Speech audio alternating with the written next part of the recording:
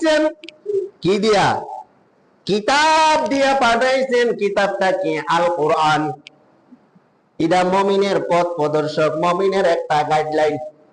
যালিকাল কিতাবু লা রাইবা ফীহি হুদাল লিল মুত্তাকিন। যালিকাল কিতাবু, ইহা এমন একটি কিতাব, লা রাইবা, যার মধ্যে কোনো ভুল নাই, সন্দেহ নাই, হুদাল লিল মুত্তাকিন, আর মুত্তাকিনের জন্য এটা হলো একটা পথ প্রদর্শক। এই মুত্তাকিন যারা, তারা এই কিতাবের উপরে দিক নির্দেশনার মতে চলবে। কোরআন যেভাবে বলেছে সেভাবে চলে।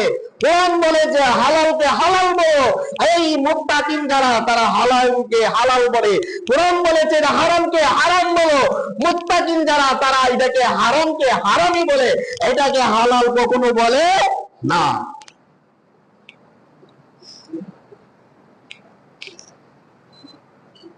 আমাদের উচিত আমার নবীর আদর্শে আমরা আদর্শিত হওয়া।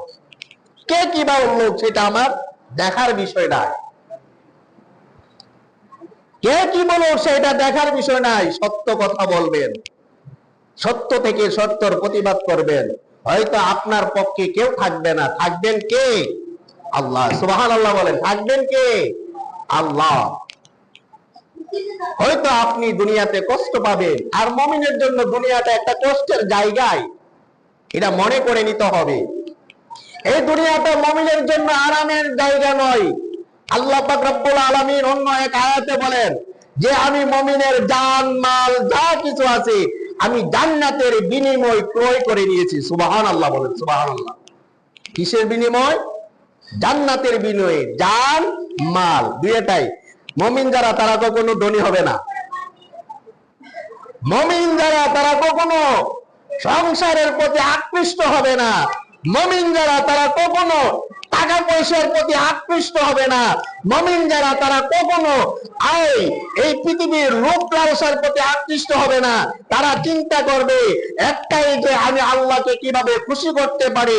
আল্লাহকে যদি খুশি করতে পারি, আমি দুনিয়াতেও শান্তি পাবো, আখিরাতেও শান্তি পাবো, আমি বিনা হিসাবে জান্নাতে চলে যাব। সুবহানাল্লাহ। এটা কার আলামত? মুমিনের আলামত। আমার নবী, আপনার নবী রাহমাতুল লিল আলামিন এটা শিক্ষা দিয়েছেন। দেখেন বাবা শাহজালাল, ওনার বাড়ি কোথায়, আছে কোথায়? বাবা শাহপরাণ, ওনার বাড়ি কোথায়, আছে কোথায়? তারা তো এই সংসারে চিন্তা করে নাই, তারা তো টাকা পয়সার চিন্তা করে নাই। তারা যদি টাকা পয়সার চিন্তা করত, আল্লাহ তারারে টাকাই দিত। আল্লাহ, তারা বলতো আল্লাহ গো, আমরা এগুলা চাই না, তোমাকে কিভাবে খুশি করব সেটা হলো আমার চিন্তা। আমাকে একটা দায়িত্ব দিয়েছে কিতাব, ওই কিতাবের ইসলামের দায়িত্ব দিয়ে আমাকে আমার নবী ইশারা দিয়েছে, যাও তুমি এমন জায়গায় যাও যে জায়গার মধ্যে এই মাটিটা মিশবে, সেখানে গিয়ে ইসলাম কায়েম করো। চিৎকার করে বলুন সুবহানাল্লাহ। বাবা শাহজালাল সেভাবে চলে আসলেন। আয়েশায় এই মাটি মিলছে কোথায়? সিলেটের জমিনে মিলছে, আর সেখানে আয়েশা ইসলাম কায়েম করছে। আর ইসলাম সেই ভাবে থেকে আমরা পাইছি। এই দিকটা 12 আউলিয়ায় সে চট্টগ্রামের জমিনে এসেছে, সেখানে আয়েশা সেই জায়গার মধ্যে ইসলাম কায়েম করেছে। এইদিকে আয়েশা 360 আউলিয়া সিলেটের জমিনে আইছে, আয়েশা ইসলাম কায়েম করেছে। এইভাবে আমরা ওলি আউলিয়া থেকে ইসলাম পেয়েছি। এই দেশে কোনো নবী আসে নাই, তাদের মাধ্যম ধরে আমরা ইসলাম পেয়েছি। এই জন্য আল্লাহ পাক রব্বুল আলামিন বলেন, আলা ইন্না আউলিয়াল্লাহি লা খাউফুন আলাইহিম ওয়া লা হুম ইয়াহজানুন। তারা এমন একজন আউলিয়া, আর এই দুনিয়ার মানুষকে সাবধান করে বলেছে তাদের ব্যাপারে কোনো মন্তব্য করা যাবে না। তারা আমার বন্ধু, লা খাউফুন, তাদের কোনো ভয় নাই, ওয়া লা হুম ইয়াহজানুন, তাদের কোনো চিন্তা নাই। দুনিয়াতে তাদের চিন্তা নাই, আখিরাতে তাদের চিন্তা নাই, কবরে তাদের চিন্তা নাই। আল্লাহ পাক রব্বুল আলামিন তাদেরকে বিনা হিসাবে জান্নাতে দিয়ে দিবেন। সুবহানাল্লাহ বলেন। সুবহানাল্লাহ। সেই মুমিন হওয়ার দরকার আছে কি আছে না? আরে বাবা, এরা দুনিয়াটা তো একটু চকটা বুঝলেই শেষ। আপনি চকটা আজকে বুঝেন না, আজকে চকটা আজকেই বুঝেন। আমি কালকে রাত্রে অনেক চিন্তা করেছি কি চিন্তা করেছি জানেননি? আমার ছোট বড় সবাইকে নিয়ে, বাড়ির পরিবার সবাইকে নিয়ে চিন্তা করেছি। আমার চাচা ছিল 5 নাম্বার চাচা, আমার বাবা আছে, বড় চাচা আছে, 2 নাম্বার চাচা আছে, 3 নাম্বার আছে, 4 নাম্বার আছে, 5 নাম্বারটা চলে গেছে, 6 নাম্বারও আছে। আমার ছোট চাচা একজন ছিল, চাচিলা চাচা, উনি চলে গেছে। আমার ছোট একটা ভাই ছিল, ওনার চলে গেছে। আমি আছি, কিন্তু তারা কোথায় আছে? আমার দাদা গেল, দাদি গেল, 14 পুরুষ গেল, এইগুলা আমার চোখের দেখা যতগুলা মানুষ আমি চোখে দেখছি, তাদেরকে নিয়ে কালকা রাত্রে একটু গভীরে চিন্তায় হঠাৎ করে চিন্তা আসলো, তারা গেল কোথায়? আমিও তো একদিন চলে যাব, আমিও তো একদিন চলে যাব। কোথায় থাকবো? দুনিয়া কিয়ামত, কিয়ামত হবে। কিয়ামত তো এক হিসাবে আপনি মরাটাই আপনার জন্য কিয়ামত। কি বলেন, ঠিক না? এক হিসাবে আপনি মরাটাই আপনার জন্য দুনিয়াটাই কিয়ামত। আপনি তো আর ফিরে আসবেন না? আসবেন নাকি আল্লাহ আপনাকে পাঠাবে? আর পাঠাবে না, মনে করেন না আর পাঠাবে। শেষ। রুহগুলা দুনিয়াতে আসার জন্য এখন হাহাকার করতেছি। দেখেন না, ছোট্ট ছোট্ট বাচ্চারা এখন কথা কয়। 6 মাসের বাচ্চা আপনি কিতা না দিলে, মোবাইল না দিলে খানা খায় না। মোবাইলের সাথে এরা কথা কয়। আর আমরা 6 মাস কিতা, 1 বছর 2 বছর, আপনারা আমরা পূর্বপুরুষ যারা, 6 মাসে 6 বছরের কথা কইতে পারছি না। 6 বছরে আমরা দৌড়াদৌড়ি খোলা কাপড়ে চলাফেরা করছি, কোনো কিছু বুঝি নাই। আর এখন 6 বছরে মাশাআল্লাহ সব কিছু বুঝ জ্বালায়। 12 বছর হইলে বিয়া করাই দাও, বিয়া করাই দিনি। কারণ কি? 14 বছর হইলে বিয়া করাই দাও, 15 বছর হইলে বিয়া করাই দাও, প্রেম করে, প্রীতি করে, এই করে সেই করে, সব নিয়ে পড়ে। কারণ কি? একটাই কারণ, শেষ জামানা এসে গেছে। কারণ রুহগুলা তো আসতে হবে। আপনি আমি যদি চিন্তা করি এই রুহটার বয়স কত, আমার বয়স যত বছর, রুহটার বয়স যারা এখন আসতেছে তার বয়স একই বছর।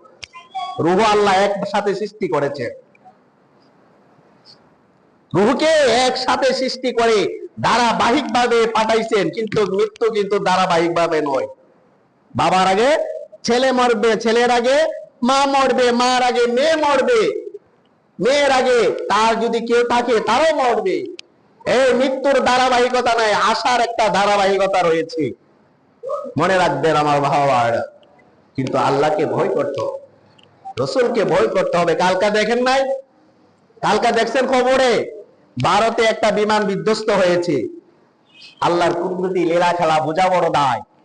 আল্লাহ যদি কাউরে মারে, কেউ বাঁচাইতে পারবে না, আর কাউরে যদি বাঁচায়, আল্লাহ কেউ মারতে পারবে না।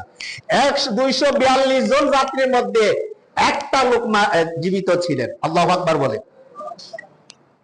একটা লোক জীবিত ছিল, বাকি 241 জন মারা গেছেন বিমানটার মধ্যে।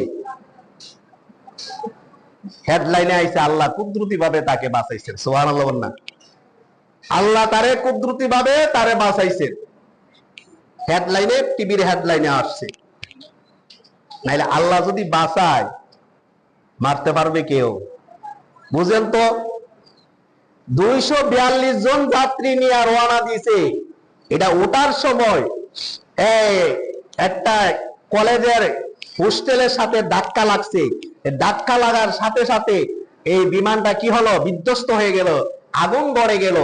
ওই যে হোস্টেলের মধ্যে ধাক্কা লাগছে, যে হোস্টেলটা, ওই হোস্টেলের মধ্যে অনেক ছাত্র ছিল।